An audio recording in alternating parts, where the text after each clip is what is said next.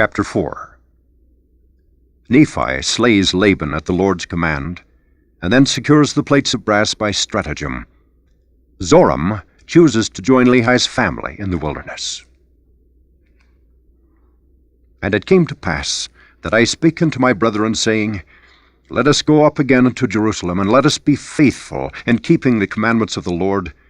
For behold, he is mightier than all the earth. Then why not mightier than Laban and his 50, yea, or even than his tens of thousands?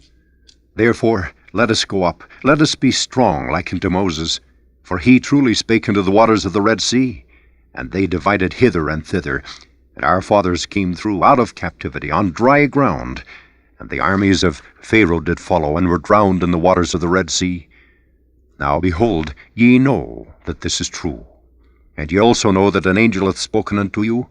Wherefore can ye doubt? Let us go up. The Lord is able to deliver us, even as our fathers, and to destroy Laban, even as the Egyptians. Now when I had spoken these words, they were yet wroth, and did still continue to murmur. Nevertheless they did follow me up until we came without the walls of Jerusalem. And it was by night.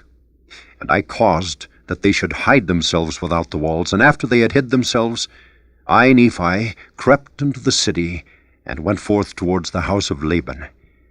And I was led by the Spirit, not knowing beforehand the things which I should do. Nevertheless I went forth. And as I came near unto the house of Laban, I beheld a man, and he had fallen to the earth before me, for he was drunken with wine. When I came to him, I found that it was Laban. And I beheld his sword, and I drew it forth from the sheath thereof. And the hilt thereof was of pure gold, and the workmanship thereof was exceedingly fine. And I saw that the blade thereof was of the most precious steel. And it came to pass that I was constrained by the Spirit that I should kill Laban. But I said in my heart, Never at any time have I shed the blood of man, and I shrunk, and I would that I might not slay him. And the Spirit said unto me again, Behold, the Lord hath delivered him into thy hands. Yea, and I also knew that he had sought to take away mine own life. Yea, and he would not hearken unto the commandments of the Lord, and he also had taken away our property. And it came to pass that the Spirit said unto me again, Slay him, for the Lord hath delivered him into thy hands. Behold, the Lord slayeth the wicked to bring forth his righteous purposes. It is better that one man should perish, than that a nation should dwindle and perish in unbelief. And now when I, Nephi, had heard these words, I remembered the words of the Lord which he spake unto me in the wilderness, saying that, Inasmuch as thy seed shall keep my commandments, they shall prosper in the land of promise. Yea, and I also thought that they could not keep the commandments of the Lord according to the law of Moses, save they should have the law. And I also knew that the law was engraven upon the plates of brass. And again I knew that the Lord had delivered Laban into my hands for this cause, that I might obtain the records according to his commandments. Therefore I did obey the voice of the Spirit, and took Laban by the hair of his head, and I smote off his head with his own sword. And after I had smitten off his head with his own sword, I took the garments of Laban, and put them upon mine own body, yea, even every whit. And I did gird on his armor about my loins. And after I had done this, I went forth into the treasury of Laban. And as I went forth towards the treasury of Laban, behold, I saw the servant of Laban, who had the keys of the treasury. And I commanded him in the voice of Laban, that he should go with me into the treasury.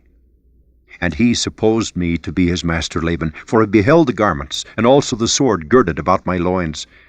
And he spake unto me concerning the elders of the Jews, he knowing that his master Laban had been out by night among them. And I spake unto him as if it had been Laban. And I also spake unto him that I should carry the engravings, which were upon the plates of brass, to my elder brethren who were without the walls. And I also bade him that he should follow me. And he, supposing that I spake of the brethren of the church, and that I was truly that Laban whom I had slain, wherefore he did follow me. And he spake unto me many times concerning the elders of the Jews, as I went forth unto my brethren who were without the walls. And it came to pass that when Laman saw me, he was exceedingly frightened, and also Lemuel and Sam, and they fled from before my presence. For they supposed it was Laban, and that he had slain me, and had sought to take away their lives also. And it came to pass that I called after them, and they did hear me, wherefore they did cease to flee from my presence. And it came to pass that when the servant of Laban beheld my brethren, he began to tremble, and was about to flee from before me, and return to the city of Jerusalem. And now I, Nephi, being a man large in stature, and also having received much strength of the Lord, therefore I did seize upon the servant of Laban, and held him, that he should not flee. And it came to pass that I spake with him, that if he would hearken unto my words, as the Lord liveth, and as I live, even so that if he would hearken unto our words, we would spare his life. And I spake unto him even with an oath, that he need not fear, that he should be a free man like unto us, if he would go down in the wilderness with us. And I also spake unto him, saying, Surely the Lord hath commanded us to do this thing, and shall we not be diligent in keeping the commandments of the Lord? Therefore, if thou wilt go down into the wilderness to my father, thou shalt have place with us. And it came to pass that Zoram did take courage at the words which I speak.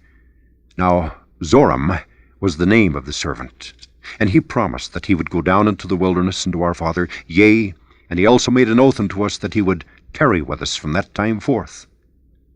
Now we were desirous that he should tarry with us for this cause, that the Jews might not know concerning our flight into the wilderness, lest they should pursue us and destroy us. And it came to pass that when Zoram had made an oath unto us, our fears did cease concerning him.